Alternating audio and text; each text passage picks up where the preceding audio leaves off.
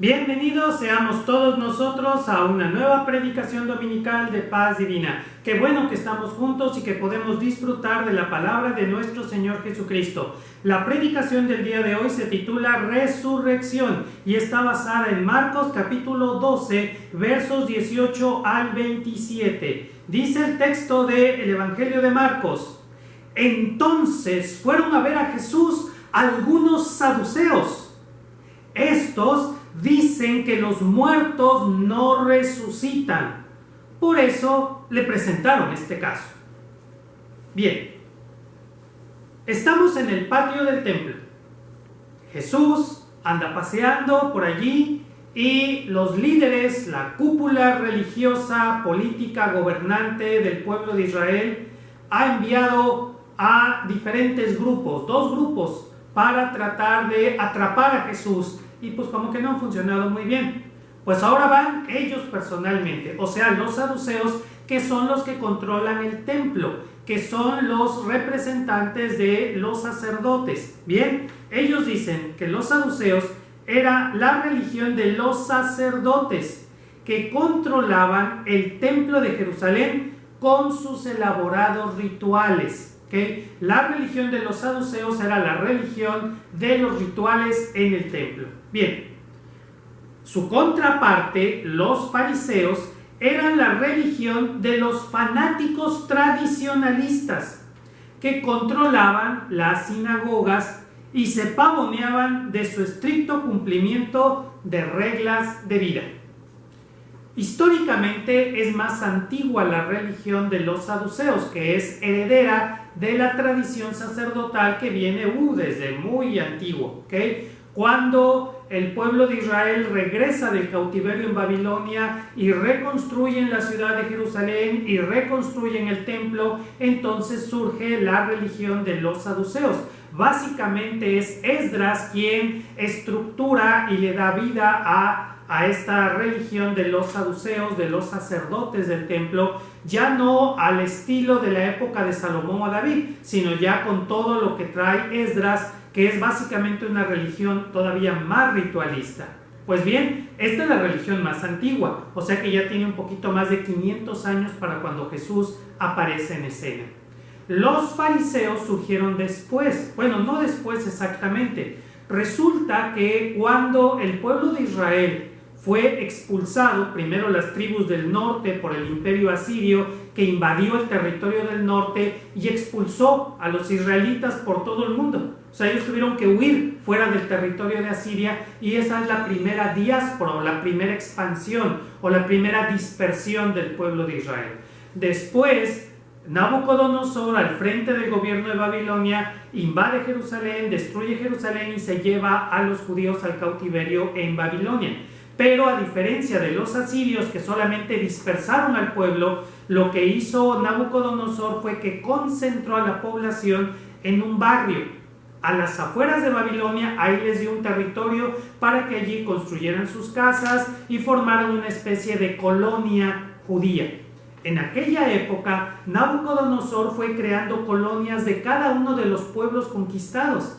Era una especie de museo vivo, para que la gente de Babilonia pudiera pasearse por su ciudad y pudieran ver gente de todo el imperio y pudieran así conocerlo. Bueno, cuando el pueblo de Israel estuvo en el cautiverio en Babilonia, pues no podían adorar en el templo, pues ya no había templo, ya lo habían destruido. Entonces la religión de los judíos se había quedado en pausa.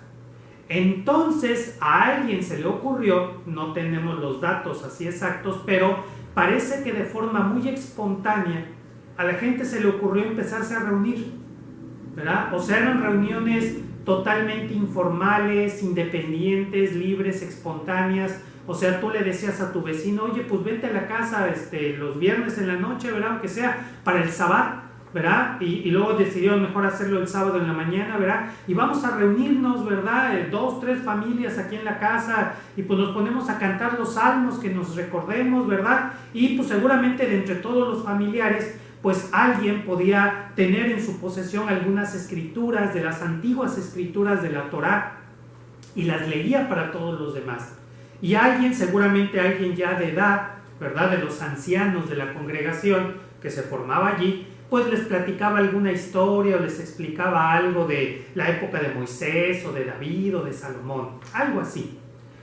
Con el paso del tiempo, ahora a estas reuniones en casas se les llamaba sinagoga. Ese es el verdadero origen de la palabra sinagoga. La sinagoga no era el edificio, la construcción, era el grupo de personas que se reunían a orar, a cantar y a leer las escrituras. Fíjense qué interesante, cuál es la génesis de todo esto. Y bueno, con el tiempo pues fueron creciendo estas comunidades. No podían crecer mucho porque como se reunían en una casa, pues eran más o menos los que cupieran en una casa. Nadie les prohibía estas reuniones, así que ellos podían reunirse libremente. Con el paso del tiempo se le fue dando orden, que yo no sé si esto es orden o empieza realmente a descomponerse la situación, porque esa reunión espontánea, natural, alegre, fraterna, empezó a tomar una estructura. No, hay que reunirnos a tal hora. Y primero es la oración, y luego es este canto, y luego es esta lectura. El caso es que esto empezó a extenderse por todo el mundo.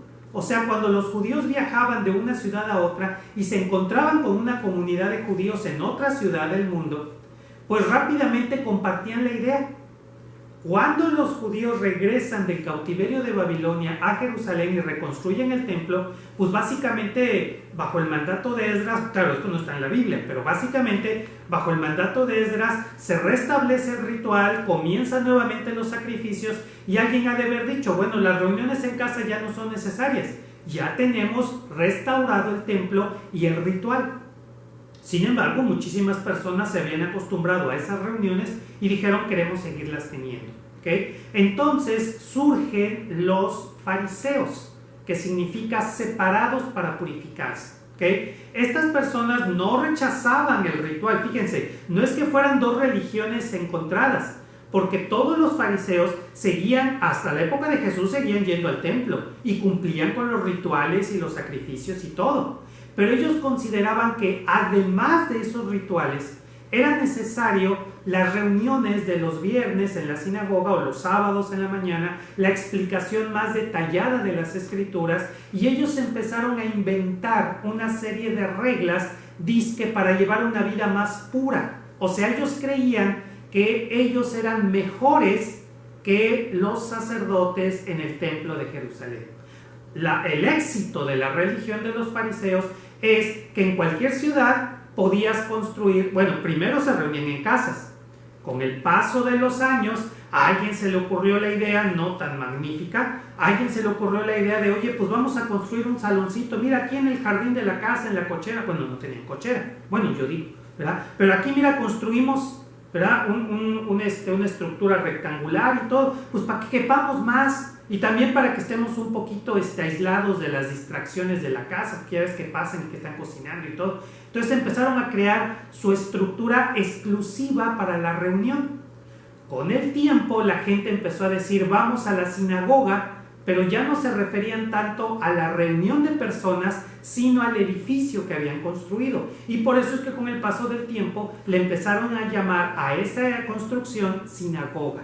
¿Okay? Con el paso de los años, 200 años, ya se estableció que estas reuniones tenían que hacerse en una construcción especialmente para eso. Y entonces las familias se organizaban, cooperaban entre todos, construían su templo, su sinagoga, y ahí se reunían. El éxito de los fariseos es que podían poner su sinagoga en cualquier lugar, en cualquier parte del mundo. Y mientras la construían podían reunirse en las casas. En cambio, la religión de los saduceos solo se podía practicar en el templo de Jerusalén. O sea, los judíos, sin importar dónde vivieran, tenían que peregrinar por lo menos una vez al año en alguna de las fiestas, la Pascua, Pentecostés, la fiesta de las enramadas o Yom Kippur. En alguna de las fiestas principales tenían que viajar, no en todas, pero por lo menos una vez al año tenían que viajar a Jerusalén y participar del ritual. Esa es la gran diferencia entre la religión de los saduceos y la religión de los fariseos. Vean que el origen de la iglesia cristiana es exactamente la misma. Las congregaciones cristianas en la época de Jesús, posteriormente a Jesús, se empezaron a reunir en casas. Y durante 300 años los cristianos se reunían en casas, o en cuevas, o en el campo, o cosas así. hasta que realmente el Imperio Romano empieza a cobijar el cristianismo, o sea, deja de ser religión perseguida y se convierte en religión tolerada y después oficial, es cuando empiezan a construir templos y es cuando todo empieza a descomponerse. Y ahora la gente dice que va a la iglesia, cuando la palabra iglesia en su etimología significa congregación de personas. O sea, la iglesia somos nosotros las personas. Aquí hay una iglesia. Todos ustedes y yo y nosotros que estamos congregados virtualmente en YouTube formamos una iglesia. ¿Okay? La iglesia no es el templo, la estructura. La iglesia es el grupo de personas. Bueno, pero eso es para entender un poquito la diferencia entre saduceos y fariseos. Bien, seguimos. Saduceos y fariseos se enredaban en interminables e inútiles controversias dogmáticas para demostrar al pueblo quién de ellos tenía la razón. Obviamente, tanto los líderes de los saduceos como los líderes de los fariseos competían por el favor del pueblo. ¿A dónde debo llevar mi ofrenda? ¿A la sinagoga o al templo? Entonces ellos estaban constantemente enredados en controversias dogmáticas, pues para ver quién era la mejor religión. ¿Te suena familiar? ¿Te suena parecido? Discusiones dogmáticas entre líderes de una y otra denominación, de una u otra religión, para podernos convencer de cuál es la mejor religión, de cuál es la mejor denominación, a cuál iglesia deberías tú de ir, a cuál iglesia deberías de hacerte miembro, en qué iglesia deberías de dejar tu ofrenda, tu dinero. Para eso son esas discusiones, son discusiones inútiles, inútiles. Y por supuesto, saduceos y fariseos discutían teniendo como base el mismo texto, la Torá. Bien, como ahora sucede, pues aquí está, mira, como ahora sucede entre católicos y evangélicos, o entre evangélicos y testigos de Jehová, por poner un ejemplo. Saludos a todos los testigos de Jehová que nos hacen el favor de disfrutar de esta predicación. ¿Tiene nada de malo que seas testigo de Jehová y que veas esto? Aunque lo veas a escondidas, que no se enteren tus líderes, pues ¿qué tiene? No importa. O conservadores y carismáticos. Cómo yo estaba enredado en esas discusiones, porque yo pertenecía a una denominación que era muy conservadora en cuanto a la alabanza. La alabanza debe de ser muy solemne y con el piano, en serio. A mí me tocó una época en la que la denominación en la que yo estaba, la verdadera y correcta alabanza a Yahvé era con un piano o con un órgano, ¿ok? En su defecto teclado. Pero ya meter guitarrita y toda la cosa ya era meter desorden, ¿ok? Yo me acuerdo que un pastor de los de la vieja guardia, muy conservador, decía que la guitarra se usaba ya en las cantinas, y si no, fíjate en las películas de Pedro Infante, sale siempre una guitarra y puras canciones de dolidos y me dejaste y me duele que me dejaste y todo. No sé cómo van las canciones, y además pues que es que no puedo cantar en YouTube porque pues hay que poner derechos de autor. Bueno, el caso es que la guitarra era un elemento pagano, ¿verdad? Y el piano es para adorar a Yahvé. Pues, y luego, ¿qué había en los salones allá en Estados Unidos, allá en el viejo oeste? Pues no siempre había un piano ahí. Pero bueno, así nos engañamos, o sea, no nos damos cuenta, ¿okay? No hay instrumentos sagrados, no hay una adoración bíblica. Y nos aventábamos unos pleitos, ¿verdad?, con los pentecosteses. En aquella época eran pentecosteses, luego vinieron los carismáticos, no, ya que discutimos, ya nos echaron un montón, ¿verdad? Pero allá era la discusión. Y obviamente, fíjense, nomás abriendo un paréntesis, en la cultura, hasta donde yo sé, en la cultura americana era común que las señoritas aprendieran el piano, entre muchas otras virtudes, ¿verdad? Y era muy común en la cultura americana que las muchachas y también los muchachos supieran tocar el piano. Estoy hablando del siglo XIX, principios del siglo XX, ¿okay? En nuestra cultura mexicana, el instrumento común es la guitarra. Es muy común, por lo menos en la primera parte del siglo XX, era muy común que en cualquier familia hubiera por lo menos alguien que supiera tocar la guitarra. Y la tocaba muy bien. Era fácil aprender a tocar la guitarra, era fácil comprar una guitarra y bueno, casi todos tenían una guitarra. Entonces, obviamente, cuando nos importan, de importar, ¿verdad? O sea, de allá exportar, de allá exportaron la denominación a México, la exportaron con todo y piano. Y nos decían que debían de adorar con piano. Claro, algunas congregaciones tuvieron la virtud de que les donaron el piano. Y yo me tocó ver templos donde estaba el piano y tenía una plaquita donada por la First Baptist Church, ya dije la denominación, ¿verdad? Pero así, ¿verdad? De que fueron donadas por iglesias, gracias, ¿verdad? Por las donaciones que traían de iglesias de Estados Unidos, pero no todas las iglesias gozábamos de ese favor. Y para que una iglesia en México se hiciera de un piano, pues sí, sí pesaba. Y luego, ¿quién toca el piano? En muchísimas congregaciones donde yo estuve, ese era un gran problema. Porque muy pocas personas sabían tocar piano. Y las poquitas que sabían tocar el piano, uy, se sentían divas. No, se sentían, superiores al pastor. No, ellos se encaprichaban y ya no tocaban. Y ya háganle como quieren. Y por supuesto, en muchas de nuestras misiones, pues ni piano había, ni templo había, y pues había 2, 3 muchachos que sabían tocar la guitarra, y pues con guitarra, hasta que nos caía la ley, o sea, los líderes de la denominación, y nos decían que no estábamos adorando correctamente, porque estábamos usando guitarra. Y yo me acuerdo que hasta en una misión me llevaron un teclado, órale, no, y pues yo les di las gracias, no, pues gracias por el teclado y todo, y ya les pregunté ahí en la misión, oigan, ¿quién sabe tocar este chisme? No, pues nadie. No, pues ahí déjenlo. Y ahí estaba arrinconado el teclado, ¿verdad? Y nos volvieron a visitar, ¿verdad? ¿Qué pasó con el teclado? Pues ahí está. ¿Y por qué no lo tocan? Pues porque no sabemos tocarlo. Y ya se llevaron su teclado para otro lugar donde sí supieran. O sea, qué fácil sería si simplemente nos pusiéramos a usar guitarra, que es el instrumento que sabemos tocar, ¿verdad? Sería muy diferente. Pero bueno, el caso es que era lo común, lo típico, por lo menos en las denominaciones evangélicas. Estar metidos en controversias inútiles, que si sí, que si no, que si brincas, que si no brincas, que si aplaudes, que si no aplaudes. O sea, ¿qué importa? Para estos debates, tanto unos como otros preparaban sus argumentos, afinaban sus ideas, buscaban textos de apoyo e incluso inventaban historias como ilustraciones, como la que aquí vienen a plantearle a Jesús. No para que los saque de dudas, esto es muy importante, estos saduceos no vienen con Jesús para que los saque de una duda, vienen para generar una discusión, un debate, enredos doctrinales. O sea, no preguntan para aprender, sino para dejar en vergüenza a Jesús.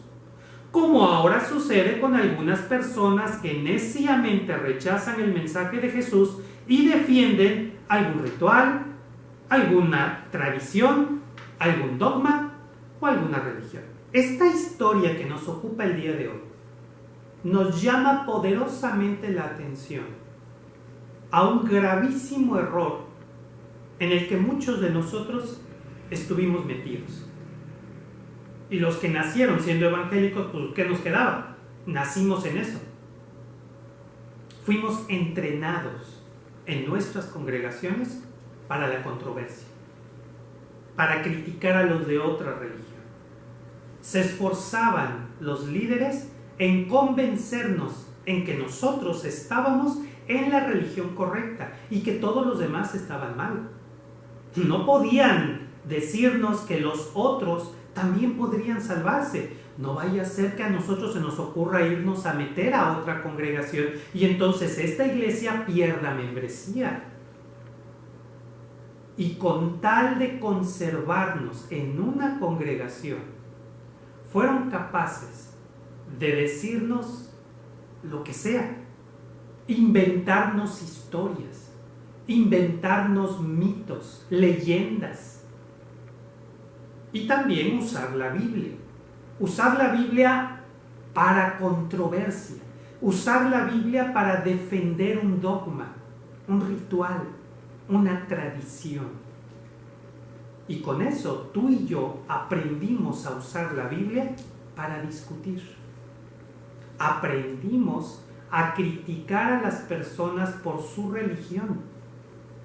Ay, míralos, esos oran de pie. Ay, míralos, esos oran de rodillas. Ay, míralos, esos oran con los ojos abiertos o cerrados. Y el problema es que realmente no leíamos la Biblia. Bueno, sí la leíamos, pero nos habían enseñado a leer la Biblia para discutir y no para buscar al Eterno. Por eso es que algunos de nosotros pasamos años o décadas en una congregación y realmente luchábamos, había una gran lucha interna por tratar de agradar a Jesús, por tratar de hacer lo que nuestra religión nos decía, tratábamos de acallar las dudas y todo eso. Creíamos que peleándonos con los de otra religión estábamos defendiendo el Evangelio, pero dentro de nosotros no sentíamos ese gozo, esa paz, ese amor que tanto cantábamos o que tanto proclamábamos. A veces sí, en algún servicio de adoración especial llegábamos a sentir algo especial, pero muy de vez en cuando. No nos educaron correctamente. Estaban ellos ocupados en proteger y acrecentar sus religiones, sus denominaciones, sus templos. Hoy tú y yo tenemos que reflexionar en que la Biblia no es para discutir, que no se trata de a qué religión pertenezcas, o si tú cuando adoras al Señor usas guitarra, piano o con las palmas de las manos o no cantas, sino que realmente tú y yo aprendamos a escuchar la voz de Jesús en cada predicación, en cada enseñanza, en cada lectura bíblica. Pero vamos a ver el caso que nos ocupa el día de hoy. Para empezar, los saduceos no creen que exista la resurrección. ¡Ah, caray! ¡Ah, qué simpática religión! Los saduceos no creían en la resurrección. Ellos creían que la única vida por vivir era esta, la terrenal. O sea, para los saduceos cielo y infierno están aquí en la tierra. ¿Te suena familiar? Pues fíjate que esa persona o tú, ¿verdad? Que decías, no, para mí no hay vida después de esta vida. Aquí se paga todo y aquí está el cielo y el infierno. Y cuando te mueres y ya. No creas que tú has llegado a una iluminación muy especial. Era lo que pensaban los saduceos.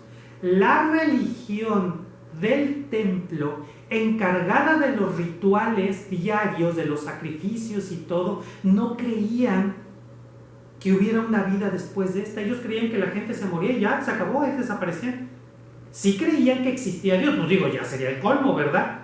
Sí creían que existía Dios, pero creían que Dios estaba allá en el cielo ocupado en sus asuntos y que lo único que demandaba de la gente era el cumplimiento fiel de los rituales. O sea, ofrézcanme sacrificios y yo a cambio les doy cosas materiales. Fueron los saduceos los que por primera vez plantearon la idea de que la bendición de Yahvé era prosperidad económica, salud física y una vida alegre, ¿verdad? O sea, vivir aquí en la tierra con salud y riqueza, esa era la bendición. Por lo tanto, la enfermedad y la pobreza, pues no era bendición de Dios, hay un castigo de Dios por haberte portado mal. Y pues como la conciencia pues siempre ahí algo hacía, pues entonces, pues obviamente todos se sentían pecadores. Pero fíjate qué chistosa religión. O sea, lo dice el libro de Eclesiastés. No hay nada nuevo debajo del sol. Lo que hoy es, ya fue ayer, ya sucedió. Esta idea de bendición como prosperidad económica y todo esto viene de los saduceos. Y por eso pongan atención, porque el que no conoce la historia, dijo por ahí alguien, dice que así medio famosillo, ¿verdad?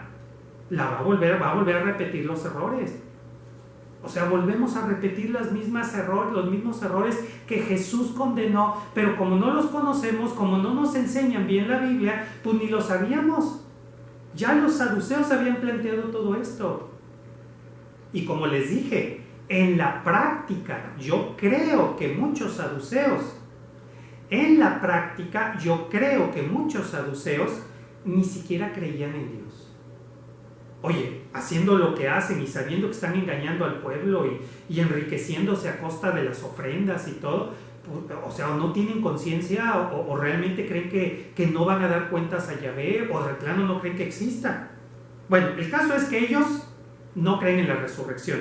Y para ridiculizar a los fariseos en muchas de las controversias que ellos tenían, que sí creían en la resurrección, prepararon esta historia, la que vamos a leer ahorita, que según ellos demostraba lo ilógico que era esa postura dogmática.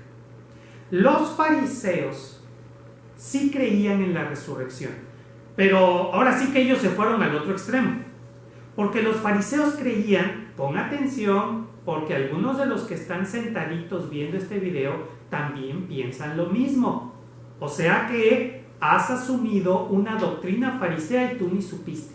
Digo, por lo menos para que sepas, ¿verdad?, en qué partido estás. Bueno, los fariseos creían que la resurrección sería física en esta tierra y totalmente materialista. Los fariseos creían y enseñaban que un día Yahvé enviaría al Mesías, que sería una especie de ángel o de superhombre, ¿verdad? No lo tenían ellos bien claro, pero sí sería un ser muy diferente a los seres humanos, o sea, tendría poderes sobrenaturales, y que conduciría al pueblo de Israel, número uno, a liberarse del yugo de Roma. Y pues ya entrados, pues nos vamos hasta Roma y que arda Roma. Y pues ya encarrerados, conquistar el mundo entero. En serio, eran los fariseos los que enseñaban que algún día los judíos conquistarían el mundo entero y formarían el imperio judío, gobernado por este Mesías, que aparentemente iba a vivir eternamente. ¿Okay? Una vez que se instaurara el imperio judío, obviamente la ley judía se impondría por obligación en todo el mundo. O sea, todo el mundo estaría bajo el yugo del imperio judío y tendrían que seguir las leyes del pueblo judío. O sea, el sabbat, no comer carne de cerdo, o sea, se acabaron los taquitos de cochinita, se acabaron. Y los otros platillos de... ¿Qué otro platillo hay? Bueno, el caso es que se acabó las carnitas, ¿verdad? Se acabó, ¿verdad? Y todos bajo el imperio judío. Cuando se establezca ese imperio judío, entonces comenzará el reino paradisíaco del Mesías. Y todos los judíos que se lo hayan ganado resucitarán con el cuerpo que tenían, claro, con perfecta salud y sin defectos ni nada, pero ellos creían que iban a resucitar en un cuerpo físico y que iban a vivir en la tierra, solamente que ahora van a vivir para siempre. Ya no va a haber más muerte ni más enfermedad y van a vivir para siempre en una tierra paradisíaca, ¿verdad? Disfrutando y por supuesto gobernando el mundo entero con mano de hierro, ¿verdad? Esa es la idea que tenían. Los fariseos enseñaban que un día ellos iban a resucitar y gobernar aquí en la tierra. Esta idea de un paraíso terrenal es judía. Es judía. Algunos creen que es una idea que se les ocurrió a algunos evangélicos cristianos de hace algún par de siglos. No, es de los fariseos. Y también estaban equivocados. Si lees las cartas de Pablo, que fue fariseo, él les ayuda a entender. Pues si Jesús está diciendo que Dios es espíritu, pues evidentemente el reino de Dios es un reino espiritual, no es un reino material. Y no vamos a resucitar con un cuerpo físico. Por eso no importa si te entierran, si te queman, o sea, si te convierten en cenizas, no importa nada de eso, porque no, por supuesto, a los que sí creen en una resurrección física les preocupa mucho que los entierren de cuerpo completito, ¿verdad? Y mirando hacia Jerusalén y cosas así. Pero fíjate, no es así. Es algo completamente espiritual. ¿Okay? No sé, Pablo mismo no sabe cómo va a ser esa resurrección, pero sí sabe que no va a ser algo físico. Entonces los fariseos sí creían en la resurrección, pero en un mundo completamente humano, material. Los saduceos discutían con los fariseos y eran unas controversias, pero eran públicas. Y pues a la gente le encantaba ver discutir. Yo creo que hasta el día de hoy nos encanta ver discutir a un bautriste con un pentecostés, ¿verdad? O a un, en fin, diferentes religiones, ¿verdad? El caso es que los saduceos habían inventado esta historia para demostrar que eso de la resurrección pues es ilógico. La leemos, vamos a ver la historia. Maestro, Moisés nos dejó escrito: si a uno se le muere su hermano, dejando esposa, pero no hijo, cásese con la viuda y dé descendencia a su hermano. Pues bien, había una vez 7 hermanos. El primero se casó, pero murió sin dejar hijos. Entonces el segundo se casó con la viuda, pero él también murió sin dejar hijos. Lo mismo el tercero, y ninguno de los 7 dejó hijos. Por último, murió también la mujer. Cuando llegue la resurrección, y los saduceos han de verse una sonrisa de esas burlonas, cuando llegue la resurrección y estos resuciten, pregunta: ¿de cuál de ellos va a ser esposa si ha sido de los 7? Los saduceos reirían burlonamente moviendo los hombros. Así que, oye, Señor Jesús, ¿y de quién va a ser esposa la muchacha esta? Pues se casó con los 7. Y así le han de haber hecho. ¿Verdad? Como diciendo, ¿verdad, Jesús, que es ilógico? Bueno, déjame llamarle la atención a esto. Primero, algo que me llama mucho la atención es cómo comienza la historia. Los saduceos dicen: Maestro, Moisés nos dejó escrito. Fíjate que, aunque seguramente no era la intención de ellos, en sus palabras ellos están declarando que lo que está escrito fue escrito por Moisés y no por Yahvé. Fíjate, seguramente ellos no, ni cuento, a lo mejor sí, pero ellos están estableciendo que estas leyes fueron dictadas por Moisés, no por Yahvé. Aguas, esto ya lo hemos tocado en otras predicaciones y lo hemos visto y lo veremos más ampliamente en las predicaciones de 3 semanas. El tema de que no todo lo que está escrito en la Biblia, y sí, yo sé que voy a decir algo que va a producir escándalo y que, bueno, algunas teles hasta van a vibrar, algunas pantallas hasta van a vibrar. No todo lo que está escrito en la Biblia fue dictado por Yahvé. Claro que no. Hay cosas que no fueron dictadas por Yahvé, ahí metieron mano. Ya les he dicho que se fijen en el libro de Amós, en el libro de Jeremías, donde claramente los profetas dicen: oigan, yo nunca les pedí esto, oigan, yo nunca les dije que hicieran esto otro. O sea, es evidente que hay una oposición entre lo que decían los profetas que hablaban en nombre de Yahvé y lo que hacían los sacerdotes, la religión de los saduceos. Y aquí claramente dicen: Moisés nos dejó escrito. O sea, estos son leyes humanas. Digo, lo aclaro por si algunos ya están así de que, oye, entonces, ¿qué? Los hermanos, las cuñadas y todo. No. Estas son leyes humanas. Ahora, ¿por qué? La idea era conservar la familia con sus propiedades. ¿Ok? Un hombre se casa y al casarse, él recibe de su padre una propiedad. ¿Ok? Un pedazo de tierra, una parcela y todo eso. ¿Ok? Obviamente, si se muere y no dejó hijos, ¿ok? Su esposa queda pues, sin ningún tipo de protección y alguien podría robarle su casa o su terreno, lo que fuera, ¿verdad? Entonces, la idea de que el hermano del que murió tome a la cuñada, ¿verdad?, para darle un hijo, es para protegerla, era una obligación. ¿Para qué? Para que esta mujer no quede desamparada, es la palabra que estaba buscando, que no quede desamparada. Estoy hablando de una época en la que no había ahorros ni bancos, bueno, bancos como los conocemos hoy, pero no había fondo de retiro, ni seguro social, ni nada de eso. Entonces, para que no quede desamparada esa mujer, ¿verdad?, el cuñado tiene la obligación de casarse con ella y, por supuesto, dejar que la esposa conserve la casa, la parcela y todo, y el hijo que tengan se le va a reconocer que es hijo del hermano que murió, no del cuñado. Espero no estarlos haciendo bolas, ¿okay? El cuñado se casa con la viuda y tienen un hijo los dos, pero este hijo, ¿verdad?, va a ser reconocido como el hijo del que murió.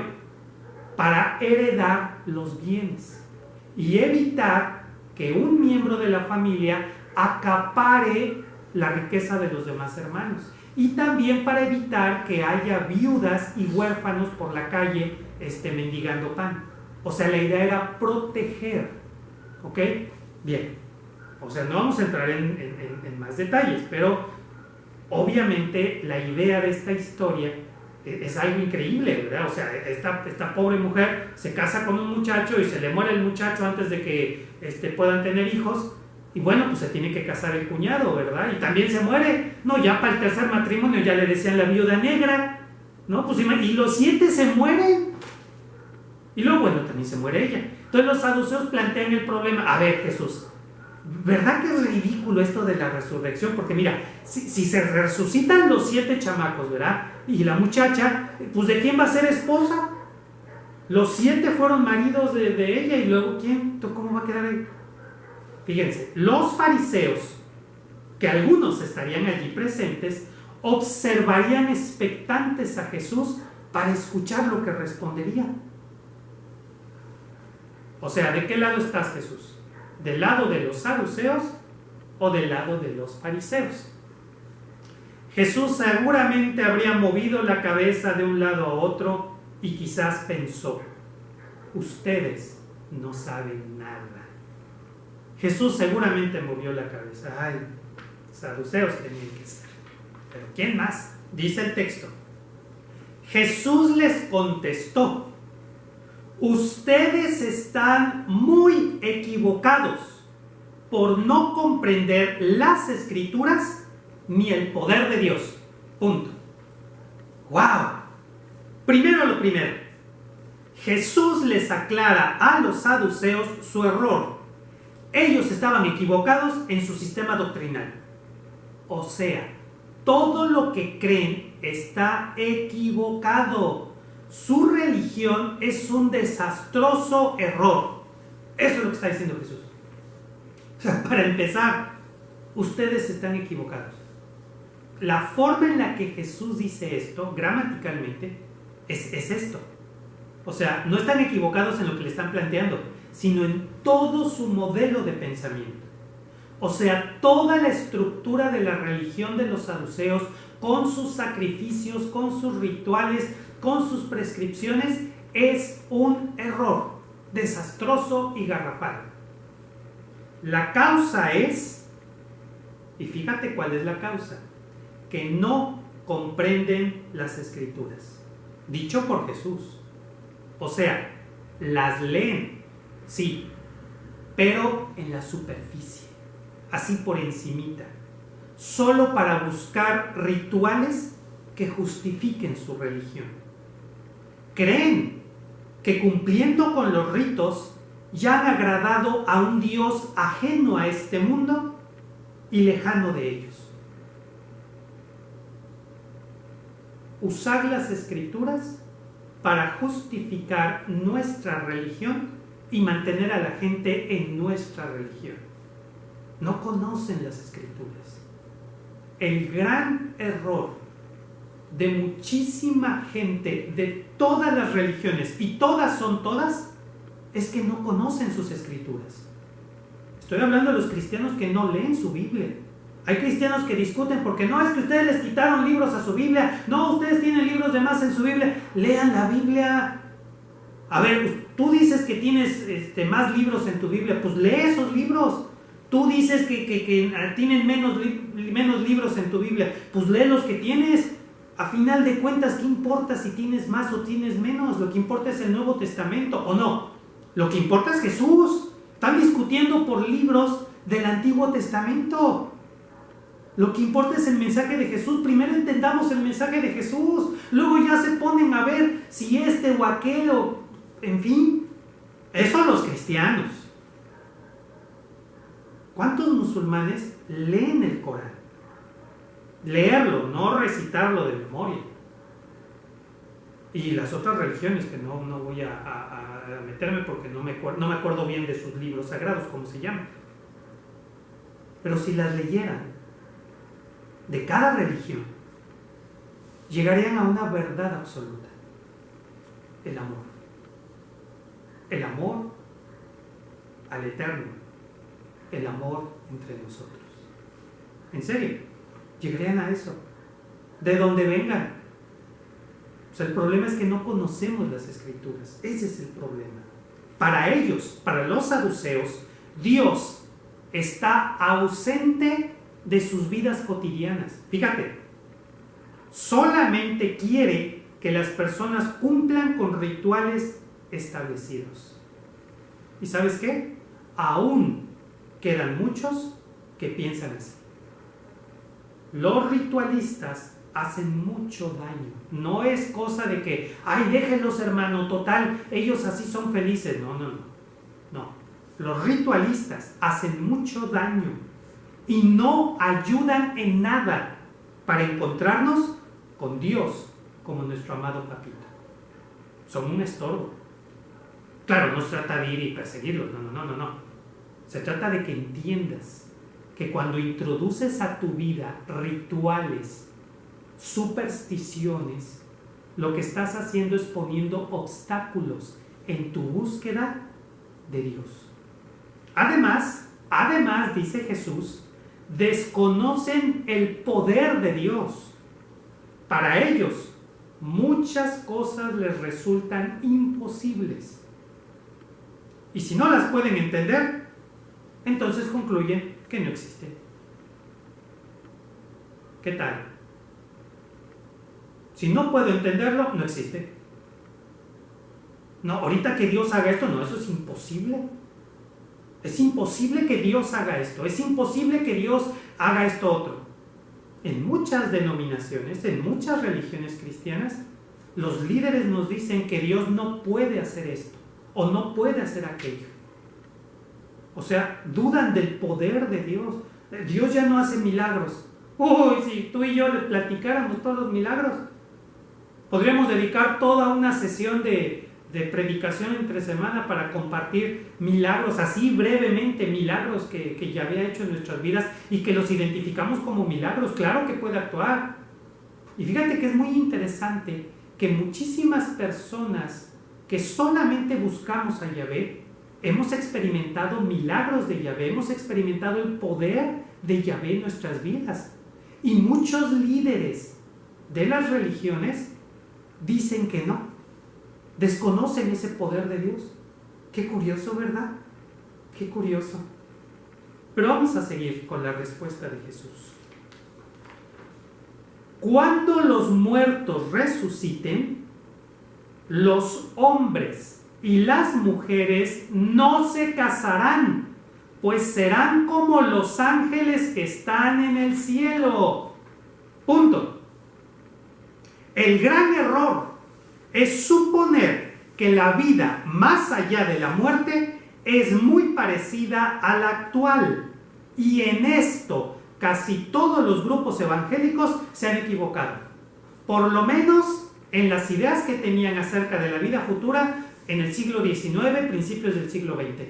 Casi todas las denominaciones evangélicas tenían la idea de que el cielo era como un paraíso terrenal. O sea, te platicaban que el cielo era un lugar de pastos verdes y un riachuelo de aguas cristalinas y los pajaritos cantando en los árboles. En muchas denominaciones te hablaban del paraíso o del cielo, ¿verdad? Como un jardín, ¿verdad? Y con casitas así bien bonitas, estilo americano, ¿verdad? Y sin rejas ni nada, y una casita por acá y otra por allá. Y te pintaban un paisaje muy terrenal, en donde tú resucitabas en un cuerpo físico. Lo primero que está aclarando Jesús es que la vida más allá de la muerte no se parece en nada a esta vida terrenal. Por supuesto que no, estamos cambiando de dimensión, estamos cambiando de situación. No se va a parecer en nada, no hay forma de describirla. Cualquier descripción que hagamos va a ser basada en cosas que conocemos y nos vamos a equivocar. Ni siquiera para estarnos quebrando la cabeza cómo va a ser la vida allá en el cielo. ¿Usaré lentes allá en el cielo? Pues seguramente que no, claro que no. Porque allá voy a tener una esencia espiritual, no voy a tener un cuerpo físico. Si voy a tener un cuerpo, será de otro tipo, de otra forma, adaptado a otro tipo de situación, completamente diferente a este. Ese es el primer error. Ahora, pues aquí está, miren. Cualquier comparación entre esta vida terrenal y material con la vida después de la resurrección será una equivocación, pues no existe comparación alguna. Nada tiene que ver lo que aquí vivimos con lo que viviremos en la otra vida. Y respondiendo a la pregunta de los saduceos, allá en la otra vida, los hombres y las mujeres no se van a casar. No, pues no se van a casar. Es otra realidad. Es otra situación. Dice que seremos como los ángeles. Y esto responde, tengo que abrir un paréntesis aquí, esto responde a una inquietud de algunos de ustedes, que no me la han externado, pero igual la tienen y de una vez la respondemos. Algunos de ustedes han escuchado la leyenda, porque es una leyenda, de que los ángeles bajaron a la tierra, ¿verdad? Porque las muchachas humanas, pues como que eran muy bonitas, ¿verdad? Y los ángeles bajaron a la tierra y pues las invitaron a pasear y fueron ahí a Chapultepec a navegar ahí en el agua y todo. Y bueno, se enamoraron y se casaron, ¿verdad? Y tuvieron hijos, ¿verdad? Pero como la unión de un ángel y de un ser humano, pues no produjo un ser humano, produjo gigantes, ¿verdad? Seres gigantescos y poderosos y todo. Y bueno, fue parte de la razón de por qué Dios envió el diluvio y arrasó con ellos, ¿verdad? Y claro, cuando vino el diluvio, pues los ángeles se regresaron al cielo, porque pues yo nomás venía aquí de pasadita y pues lo siento, y dejaron a sus esposas a que se ahogaran aquí con todo y gigantes. Eso es una leyenda, es mentira. Los ángeles no se casan. Y los gigantes que se mencionan en Génesis capítulo 6 no son gigantes de estatura, son personas extremadamente malvadas. Está hablando de algo completamente diferente. No es, está mal traducido el texto, está mal explicado el texto, y bueno, provocó una leyenda que no tiene nada que ver con la realidad. Los ángeles no se casan. O sea, Jesús está diciendo, los ángeles parecen seres humanos, pero no son humanos, son ángeles. Cuando bajan a la tierra, parecen varones muy apuestos, con vestiduras blancas y todo. Así los describen en el Antiguo Testamento. Fíjate que en el Antiguo Testamento no se describe a los ángeles con alas y aureola. No, se les describe como varones, como hombres, que llevan una túnica blanca, muy brillante, blanca brillante, ¿verdad? Y que aparentemente son muy guapos. Pero nada más. No hay más. Bueno, esa es una apariencia. Pero Jesús dice, no son como los humanos. Nuestra realidad terrenal termina aquí en la tierra. En la otra vida será algo completamente diferente. Muy bien, y yo sé que quedan muchas preguntas, cuestionamientos y inquietudes, pero hay que seguir. Sigo leyendo. Y acerca de que los muertos resucitan, ¿no han leído en el libro de Moisés, en el episodio de la zarza, lo que le dijo Dios? Dios le dijo a Moisés, yo soy el Dios de Abraham, el Dios de Isaac y el Dios de Jacob. Entonces Jesús dice, Dios no es Dios de muertos, sino de personas vivas.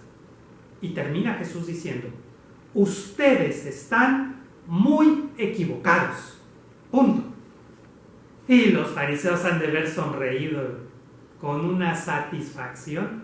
Sí, Jesús no está del lado de los fariseos, pero Jesús sí les ha dejado claro a los saduceos que ellos están muy equivocados en su religión materialista, egoísta, ritualista y supersticiosa.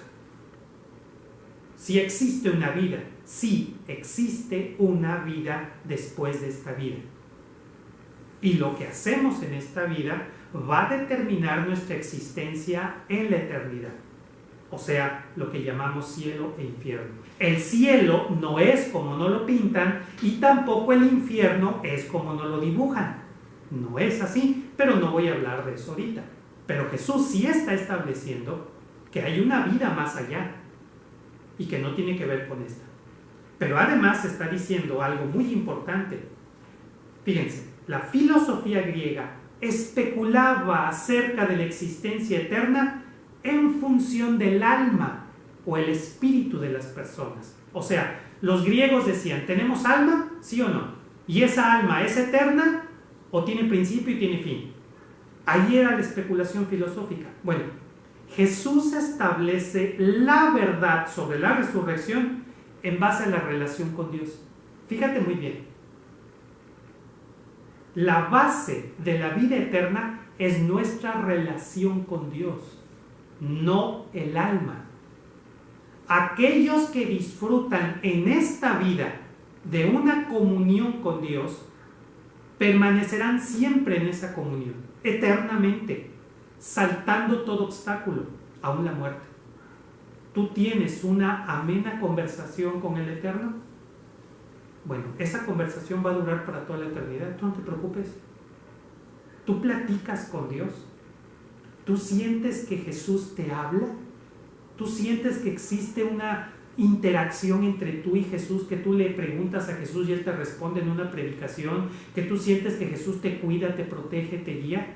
No te estoy diciendo cómo te portas, no te estoy preguntando a qué religión perteneces, te estoy preguntando si tú percibes que tienes una conexión espiritual con el Eterno. ¿La tienes? No estoy hablando de qué calidad es esa comunicación, sino si la tienes. ¿La tienes? Bueno, va a durar toda la eternidad.